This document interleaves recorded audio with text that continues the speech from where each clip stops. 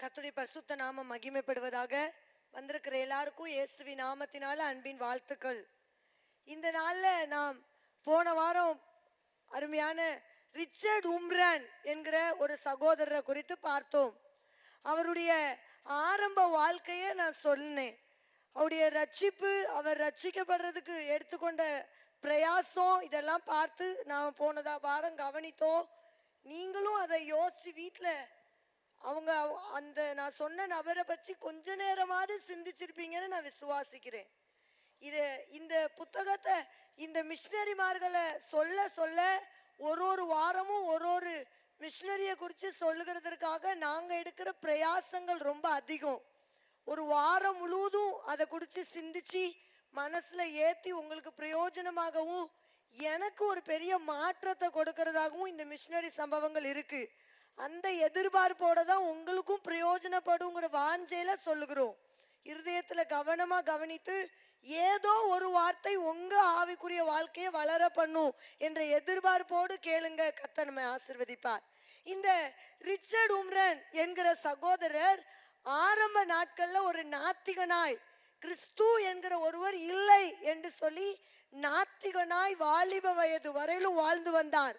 ஆனா ஒரு சாதாரண வயது முதிர்ந்த ஒரு தச்சன் அவருடைய வார்த்தை, சுவிசேஷ வார்த்தைகளை கேட்டு அந்த தச்சன் சொன்ன வார்த்தைகளுக்கு கீழ்ப்படிந்து ஆண்டவருக்கு தன்னை அர்ப்பணித்து ஊழிய பாரத்தை அடைந்தவராய், சுவிசேஷ ஊழியனாய், ரகசியமாக கிறிஸ்தவத்தை பிரசங்கித்து கொண்டிருக்கிறவராய் இவர் ஊழியம் செய்ததாகவும், கடைசியாக ஒரு கூடுகையில ஒரு கூட்டத்துல மனுஷனை உயர்த்தி கொண்டிருந்த ஜனங்கள் மத்தியில ஆண்டவரை உயர்த்துகிற தைரியம் கொண்டவராய் உயர்த்தினது நிமித்தம் சிறையில் அடைக்கப்பட்டார் என்று போன வாரம் முடித்தேன். இன்று அதோட தொடர்ச்சியை நாம் பார்க்க போகிறோம்.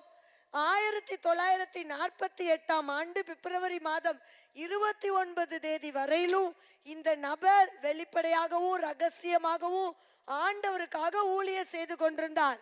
இதற்கு பின்பதாக அவருடைய காலத்துல ஒரு பயங்கரமான வேதனை நிறைந்த வாழ்க்கையாக ஒரு 8 வருடங்களை இவர் கழித்தார். அந்த 8 வருடமும் சிறைச்சாலையில இவர் தாங்கன்னா பார்க்க கூடாத, எழுத கூட வார்த்தை இல்லை அப்படின்னு சொல்லுகிற அளவுக்கு அவர் சிறைச்சாலையில வேதனை பெற்றிருக்கிறார். இது எதற்காக அப்படின்னு சொன்னா, ஆண்டவரை மறுதளிச்சுட்டு கம்யூனிஸ்டத்தை பின்பற்றுகிறேன்னு நீ சொல்லு, உன்னை நான் விட்டுருதேன் அப்படின்னு கட்டாயப்படுத்தப்பட்டிருக்கிறார். 8 வருட காலமா அவர் உயிரோடு இருக்கிறாரா இல்லையான்னு கூட தெரியாத அளவுக்கு மறைக்கப்பட்ட ஒரு இடத்துல அடையாளமே இல்லாம 8 வருடமா அவர் காலத்தை கழித்திருக்கிறார்.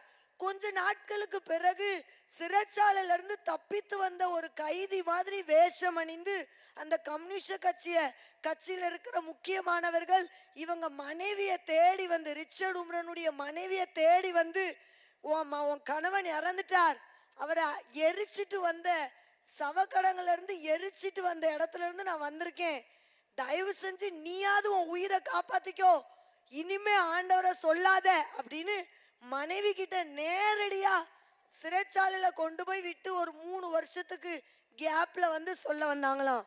ஆனா அந்த சகோதரி தைரியமா சொன்னாங்களாம், என் ஆண்டவர் என்னை நிச்சயம் கைவிட மாட்டார், என்னை இப்படி தனிமையாக்கப்பட்ட சூழ்நிலையில என் கணவனை என்னை விட்டு ஏன்ட்ட சொல்லாம, இதுக்கு முன்னாடி நான் இதே ஒரு வார்த்தைய ஒரு மிஷினரி சொன்னதாக நான் சொல்லியிருக்கிறேன், ஞாபகம் இருக்கா?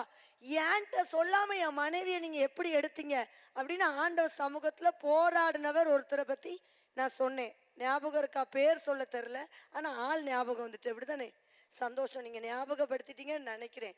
ஸ்மித் விக்கிள்ஸ்வெர்த் என்கிற சகோதரர் அப்படிதான் ஜெபிக்கிறதுக்கு கூட்டத்துக்கு போயிருந்த இடத்துல திரும்பி வர்றதுக்குள்ள ஒரு மனைவி இறந்துட்டாங்க அப்படிங்கிற செய்தியை கேட்ட உடனே அவர் வந்து தேவ சமூகத்துல ஏன்ட்ட சொல்லாம நீங்க எப்படி என் மனைவியை எடுக்கலான்னு சொல்லி போராடி அவங்க மனைவியை கொண்டு போய் அவங்க பெட்ரூம்ல படுக்க வச்சு ஜோமணி உயிரோட எழுப்பிட்டார். ஆனா ஆண்டவர் கிருபையா அவங்க மனைவி கெஞ்சி கேட்டுக்கிட்டாங்களாம், என் ஊழிய நாட்கள் முடிஞ்சு போச்சு, என்னை விட்டுருங்க, நீங்க நிம்மதியா ஊழியம் செய்யுங்க, நான் பரலோகத்துல ஆண்டவரோடு சந்தோஷமா இருந்துக்கிறேன். அவங்க மனைவி கேட்டதுனால இவரும் சம்மதிச்சு அந்த அவங்க மனைவிய ஆண்டுடைய கரத்துல ஒப்பு கொடுத்ததா ஸ்மித் விக்கிள்ஸ்வர்த் சொன்னதா நான் சொன்னேன். அதே மாதிரி தான் இந்த சகோதரியும் உறுதியோடு இவங்களை மனமடிய நினைச்சு சொல்ல வந்த சகோதரங்க கிட்ட இதே வார்த்தைய சொன்னாராம். ஏன்ட்ட சொல்லாம ஆண்டவர் என் வாழ்க்கையில எதையும் அனுமதிக்க மாட்டார், ஆண்டவருக்கு சித்தம் இல்லாத எதுவும் என் வாழ்க்கையில இருக்காது அப்படின்னு இவங்க உறுதியா சொன்னாங்களாம். இவங்களை மனமாற்ற முடியல, இவங்க கிட்ட எதுவுமே பேசி ஜெயிக்க முடியல அப்படின்னு சொல்லிட்டு இவங்களை நோக்கிறத விட்டுட்டு, இவங்க மேல கவனத்தை செலுத்துறதை விட்டுட்டு அந்த ரிச்சர்ட் உம்ரன் என்கிற சகோதரரை சிறைச்சாலையில பயங்கரமா கஷ்டப்படுத்தி இருக்கிறாங்க. 8 வருட காலமா பல விதத்துல அதை நான் தனித்தனியா சொல்லிக்கிட்டு இருக்கிறதுக்கு எனக்கு ஆசைதான். ஆனா அந்த பாடுகள் எல்லாம், அந்த வேதனைகள் எல்லாம் நம்ம கேட்கறதுனால அவருடைய நம்பிக்கை பலப்படும். அவர் பாருங்க, நாம பிறப்பிலேயே கிறிஸ்தவர்கள்னு ஒரு கூட்டம் உட்கார்ந்துருக்கிறோம், புதுசா ரட்சிக்கப்பட்ட கூட்டம்னு இருக்கிறோம். நம்மை கர்த்தர் அழைத்த நாள்ல இருந்து ஆண்டவருக்காக என்ன செய்தோம் அப்படின்னு கேட்டா, நம்முடைய சோதனை நேரத்துல பல நேரம் ஆண்டவரே நீரும் என்னை விட்டு போயிட்டீரா அப்படின்னு வேணா சொல்லியிருப்போம். இதுதான் நம்முடைய வாழ்க்கையா இருக்கு. ஆனா இந்த மனுஷன் ஆண்டவரே இல்லைன்னு சொல்லிட்டு இருந்தவர், யாரோ ஒருத்தர் மூலமாக வேத புத்தகத்தை வாங்கி வாசிக்க ஆரம்பித்து வேத புத்தகத்தை வாசித்து வசனத்துல வளர்ந்தவர். அதனாலதான் சிறைச்சாலையில தாங்கொன்னா அனுபவத்தை பட்டா கூட ஆண்டவரை விடாம பிடித்து கொண்டார். காரணம், வேத வசனத்தை வாசித்து அதுல வளர்ந்ததுனால் இவருக்குள்ள இந்த வைராக்கியம் உண்டானது. பாருங்க, இவர் போயிருந்த அந்த சிறைச்சாலையில இதுக்கு முன்பதாக ஒரு போதகர் பிளாரெஸ்க் அப்படின்னு சொல்லி ஒரு போதகர் அந்த சிறைச்சாலையில இருந்தாங்களாம். அதாவது கம்யூனிஸ்ட் கட்சியுடைய ஆதிக்கத்தின் கீழே இருந்த அந்த சிறைச்சாலையில பயங்கரமான சாதாரண விசுவாசிகளையும் சாதாரண ஊழியர் செய்கிறவர்கள் முதற்கொண்டு பெரிய பெரிய பாதிரிமார்கள் வரையிலும் எல்லாரையும் அவங்க கண்டுபிடிச்சாங்கன்னா உடனே சிறையில் அடைக்கிறதுக்கு கட்டளையிட்டு அந்த நாட்கள்ல சிறைச்சாலை நிரம்பி வழிஞ்சுதான் அவ்வளோ ஆட்கள் கைது செய்யப்பட்டு கொண்டு போகப்பட்டாங்க. அதுல ஒரு நபர் இந்த போதகர் பிளாரஸ் என்கிற ஒரு சகோதரர். இவர் ஒரு போதகர். இவர் பட்ட பாடுகளை இந்த ரிச்சர்ட் உம்ரன் என்கிற சகோதரர் சிறைச்சாலைக்குள்ள போகும்போது அதை கேள்விப்பட்டிருக்கிறார். இவருக்குள்ள ஒரு பயம் உண்டாயிருக்கிறது. என்ன பயம் அப்படின்னு சொன்னா, அந்த பிளாரஸ் என்கிற போதகரை பழுக்க காய்ச்சிய கம்பிகளை 2 பக்கம் வச்சு அந்த 2 பக்க கம்பிகளுக்கு இடையில இவருடைய சரீரத்துல ட்ரெஸ் இல்லாம ஆடை இல்லாம அந்த கம்பியில அவரை படுக்க போட்டு பழுக்க காய்ச்சி இருக்கிற கம்பியுடைய சூடு இவர் உடம்புல சதைய பித்து வர்ற அளவுக்கு கஷ்டப்படுத்துறாங்களாம். இப்படி இவர் என்ன வேதனைப்படுத்தினாலும் என்ன தண்டனை அவங்களுக்கு கொடுத்தாலும் முடிவுல கேட்பாங்களாம், கொண்டு போய் அந்த பழுக்க காய்ச்சின கம்பியில படுக்க வச்சுட்டு கம்யூனிஸ்டத்தை ஏற்றுக்கொள்றியா, இயேசுவை மறுதளிக்கிறியான்னு சொல்லி, இதை செய்ய மாட்டேன், நான் ஆண்டவர் தான் தெய்வம் அப்படின்னு அந்த நேரத்துல சொல்லிட்டா அவர் கஷ்டப்பட்டு துடிக்கிறத பார்த்து ரசிச்சிட்டு இருந்துட்டு அப்புறமா இன்னும் கொஞ்ச நேரம் போனா மறைச்சிருவா அப்படிங்கிற பயம் உருவான உடனே தூக்கி கொண்டு வந்து கொஞ்ச நேரம் வெளியில போடுவாங்களாம். இப்படி இவர் கண்ணு முன்னாடி இப்படிப்பட்ட செயல்கள் எல்லாம் பார்த்திருக்கிறார். இது இவரை ரொம்ப பயங்கரமா பாதிச்சிருக்கு. நான் என்ன செய்யறது, இப்படிப்பட்ட சூழ்நிலையில நான் வந்திருக்கிறேனே அப்படின்னு சொன்ன போது அந்த செய்திகளை கேள்விப்பட்ட உடனே இவர் மனதுக்குள்ள, ஆண்டவர் பலப்படுத்தினா அந்த இடத்துல என்னால இருக்க முடியும், ஆண்டவருக்கு சித்தம் இருக்கிற நாள் வரைக்கும் இந்த இடத்துல ஆண்டுடைய பலன் என் கூட இருந்தா நான் கட்டாயம் எல்லாவற்றையும் ஜெயிச்சிருவேன், தாங்கிடுவேன் அப்படிங்கிற தைரியத்தை வளர்த்து கொள்ள ரொம்ப நேரம் ஜெபிப்பாராம். சிறைச்சாலைக்குள்ள இவரை அடைச்சு வச்சிருந்த ரூம் சரியா ஒரு மனுஷன் நிக்கிற, இப்ப என் ஹைட் இவ்வளோனா இந்த ஹைட் அளவுக்கு தான் ஒரு ரூம். அந்த கதவு கைய கூட இப்படி தள்ள முடியாது, திறக்க முடியாது, இப்படிதான் நிக்கணும். நேரா நிற்கும் போது ஒரு மனுஷனோட உயரம் அகலம் எவ்வளவோ அவ்வளவுதான் அந்த ரூம். அந்த ரூம்குள்ள இந்த ரிச்சர்ட் உம்ரன் என்கிற சகோதரரை அடைச்சு வச்சு சைட்ல 4 பக்கத்துலயும் உடம்புல உள்ள எல்லா பகுதிக்குள்ளேயும் ஆணிகள் வந்து பாய்கிற மாதிரி கூர்மையான ஆணிகளை அந்த ரூம்குள்ள வச்சுக்கிட்டு இவங்க கையை அசைச்சா அந்த ஆணி குத்திடும், இவங்க கொஞ்சம் உடம்பு வலிக்குதுன்னு இப்படி குனிஞ்சா ஆணி குத்திடும். அப்படிப்பட்ட சிச்சுவேஷன்ல இவர் அடைச்சு வச்சிருந்தாங்களாம். ஆனா நேரா நின்னுகிட்டே ஆண்டவர்ட்ட பலன் கேட்டு ஜெபித்தாராம். இத பார்க்க பார்க்க பார்க்க பார்க்க அந்த கஷ்டப்படுத்தின எல்லா காவலர்களுக்கும் கோபம் அதிகமாச்சு. ஒரு நாள் ஒரு ஃப்ரிட்ஜுக்குள்ள, பெரிய ஒரு ஃப்ரிட்ஜுக்குள்ள ஒரு குட்டி கண்டெய்னரை ஓபன் பண்ணி இவர் நல்லா ஒடுக்கி கையை காலை மடக்கி ஒடுக்கி அந்த கண்டெய்னருக்குள்ள அவரை உள்ள திணிச்சு வச்சு ஃப்ரிட்ஜை பூட்டி வச்சிருவாங்களாம். கிட்டத்தட்ட 17 மணி நேரம் இப்படியே இருப்பாராம். இப்படியே இருக்க வச்சிருவாங்களாம். வெளியில டாக்டர்ஸ் உட்கார வச்சு சாதாரண ஒரு மனுஷன் அந்த அந்த குளிர் சாதனத்துல எவ்வளோ நேரம் இருக்க முடியுமோ அவ்வளோ நேரம் இருக்க பண்ணிட்டு திரும்ப கொண்டு வந்து மருத்துவருடைய உதவியினால அவருக்கு அனல் உரைக்க பண்ணுவாங்களாம். இதுக்காக கிட்டத்தட்ட பல நாட்கள் இவர் குளிர் சாதன பெட்டிக்குள்ளே வச்சிருந்துருக்குறாங்க.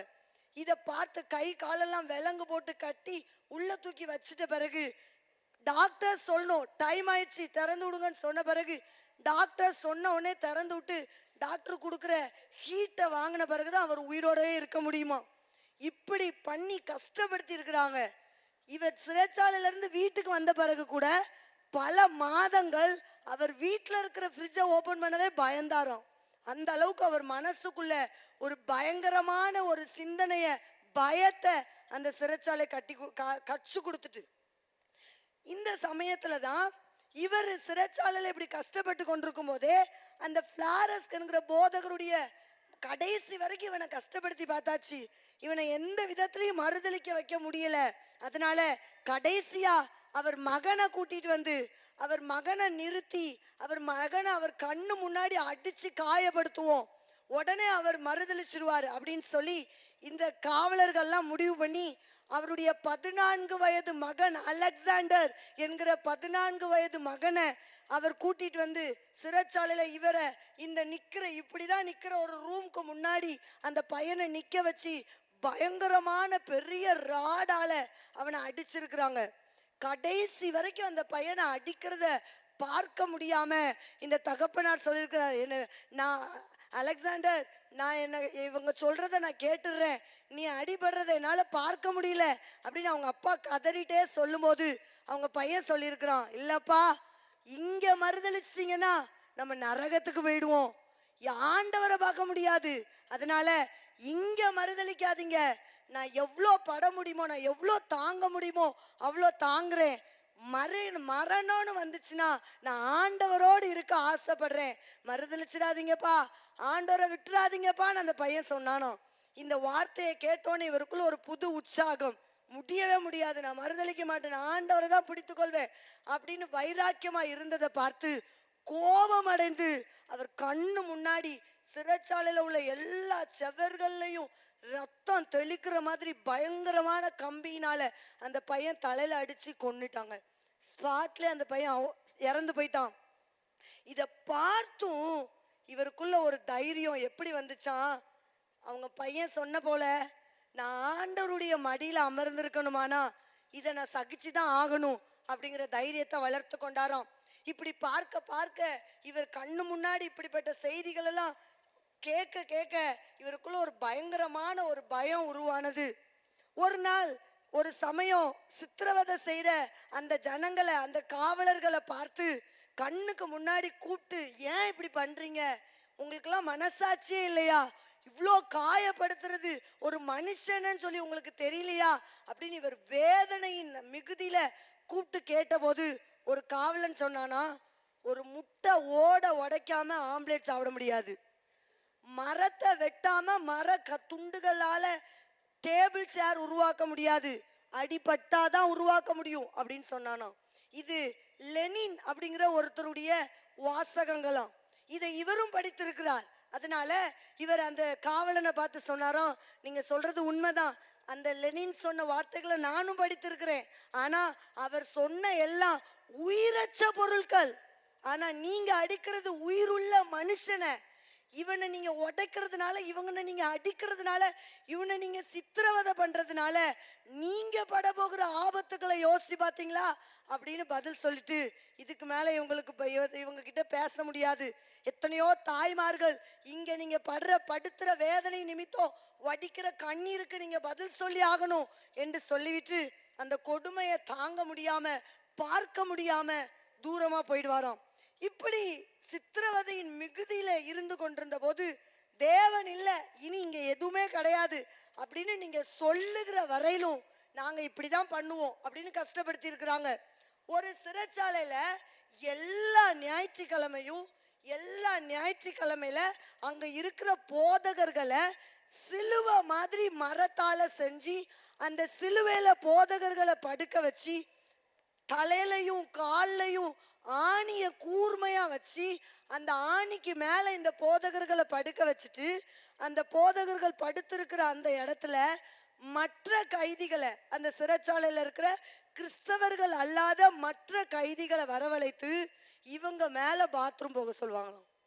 இவங்க மேல அநியாயமா தப்பு பண்ண வைப்பாங்களாம்.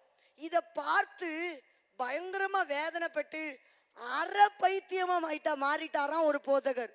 அப்படி மாறி மைண்ட்ல அப்செட் ஆகி என்ன செய்யறோன்னு அவருக்கே தெரியாம அவர் எழுந்திருச்சு, இங்க இருக்கிறதெல்லாம் எடுத்து திருவிருந்து கொடு அப்படின்னு சொன்னாங்களாம். அசுத்தப்படுத்துற காரியத்தை ஆண்டவருடைய பந்திக்கு ஒப்பனையா சொன்ன உடனே இங்க இருக்கிற எல்லா போதகர்களும் நேர் முழங்கால நின்று, எங்க இருந்து அந்த பலன் வந்துச்சு என்று தெரியலையாம். ஒரு பெரிய பலன் வந்து தேவ சமூகத்துல எல்லாரும் அந்த அந்த அசிங்கத்துக்குள்ளேயே, அந்த மோசமான இடத்துக்குள்ளேயே எல்லா போதகர்களும் முழங்கால் படிக்கிட்டு, இப்போ இங்க உங்க மகிமையை கண்டே ஆகணும் அப்படின்னு கதறினாங்களாம். இவங்க கதற கோபப்பட, இவங்க அல கூடி நிக்கிறவங்க எல்லாம் அடிக்க தான் வந்தாங்களாம் தவிர அமைதியா இருக்கல. அவங்கள அலட்டும், அவங்க கதறட்டும், ஜோமனட்டும் விடல. அவங்க கதற ஒவ்வொருத்தருக்கும் பயங்கரமான அடி. இதுல ஒரு விசுவாச வீரன் ஒருத்தர் இருந்தார். அவர் மிலான் அப்படிங்கிற ஒரு பாதிரியார். இவரு அந்த சிறைச்சாலையில எப்படிப்பட்டவரா பார்த்திருக்கிறாங்க அப்படின்னு சொன்னா, எல்லாருமே இந்த மிலான் என்கிற சகோதரரை எல்லா கைதிகளுமே, அதாவது கிறிஸ்தவர்கள் மாத்திரமல்லாது மற்றவர்கள் கூட இவரை பார்த்து ஒரு உணர்த்துதலை உண்டானுச்சான். என்னன்னு, யாராவது கஷ்டப்படுத்தி, அதாவது நிறைய சிறை காவலர்கள் இருக்காங்க, யாரு என்ன பேருன்னு எந்த காவலர்களுக்கும் தெரியாது. இப்போ ஒருத்தர் தப்பு பண்ணிட்டாங்க அப்படின்னு கம்ப்ளைண்ட் போனுச்சு அப்படின்னு சொன்னா அந்த நபருக்காக அடி வாங்குறதுக்கு இந்த மிலான் போய் நிப்பாராம், இந்த சகோதரர் போய் நிப்பாராம். அவ்வளோ தியாகமா அடி வாங்கி மற்றவர்களுக்கு, ஏன்னா பட்ட பாடு அவ்வளோ அவங்களால சகிக்க முடியல. சிலர் எழுந்திருக்க முடியாத ரத்த கலரியா கிடப்பாங்களாம், இன்னும் அடிக்கிறதுக்கு காவலர்கள் கூப்பிடுவாங்களாம். இப்போ இதை பார்த்துட்டு இந்த சகோதரருக்கு உள்ள நொறுக்கப்பட்டு, நான் போய் அவங்களுக்கு பதில் அடி வாங்குறேன்னு போய் அடி வாங்கிட்டு வருவாராம். இதை பார்த்த சிறைச்சாலையில இருந்த கிறிஸ்தவர்கள் அல்லாத பலர் ரட்சிக்கப்பட்டிருக்கிறாங்க, ஆண்டவரை ஏற்றுக்கொண்டிருக்கிறாங்க. எப்படி உங்களுக்குள்ள இந்த அன்பு, எப்படி உங்களுக்குள்ள இந்த தியாகம், இதெல்லாம் எங்களுக்கு வரவே வராது, நாங்க இதை யோசிக்கவே முடியாது அப்படின்னு சொன்னபோது, நம்ம எல்லாருக்காக இயேசு சிந்தின ரத்தமும் இதுக்கு தான் ஒப்பனையா இருக்கு. இயேசுவும் இப்படிதான் நமக்காக ரத்தம் சிந்தினார், நாம நீதிமான் ஆகி இருக்கிறோம். அப்ப நான் இவங்களுக்காக அடிபட்டா என்னுடைய பாடுகள் நிமித்தம், என்னுடைய அடிகளின் நிமித்தம் என் மேல கர்த்தர் இரக்கம் கொள்வார் என்று இவர் சொல்வாராம்.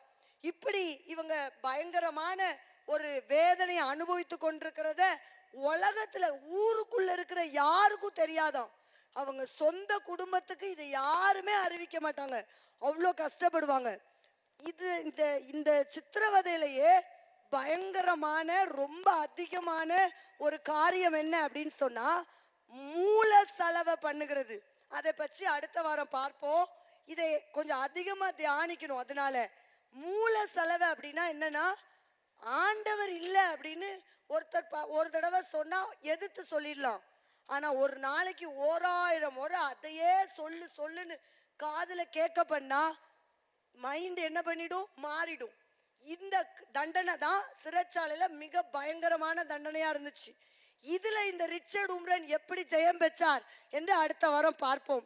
பாருங்க, இத்தனை காரியங்களை நம்ம பார்க்கிறதுக்கு, இத்தனை பாடுகளை நம்ம பார்க்கிறதுக்கு ஒரே ஒரு முகாந்திரம், ரட்சிக்கப்பட்ட உடன் வேத வசனத்துல வாசித்து தைரியம் பெற்றதுனாலதான் இவ்வளோ பெரிய சித்திரவதையை பார்த்தும் தைரியமா ஆண்டவருக்காக நிற்க முடிந்தது. நீங்களும் நானும் வேத வசனத்துல தைரியம் கொள்வோம். ஆண்டவர் நிச்சயமாய் நமக்கு விரோதமாய் எழும்புகிற எல்லா போராட்டங்களை வேத வசனத்துல இருக்கிற வல்லமையினால் ஜெயம் பெற கர்த்தர் நமக்கு கிருபை செய்வார். கர்த்தர் தாமே இந்த வார்த்தையை ஆசீர்வதிப்பாராக. ஆமென். இயேசுவின் நாமத்தில்